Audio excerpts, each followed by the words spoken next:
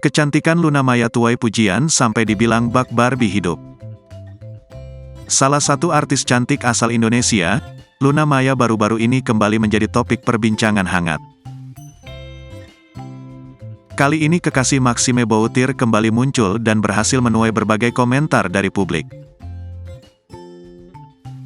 Dari laman Instagram pribadinya @lunamaya pada Kamis, tanggal 22 Februari tahun 2024, Luna terpantau mengunggah sebuah foto baru. Terpantau wanita usia 40 tahun ini tampil cantik mengenakan outfit dress bercorak warna cerah.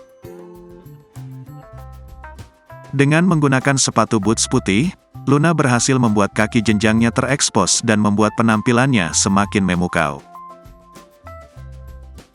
Diketahui Luna tengah berada di Milan untuk menghadiri acara bergengsi kelas dunia, Milan Fashion Week untuk menjadi perwakilan sebuah brand.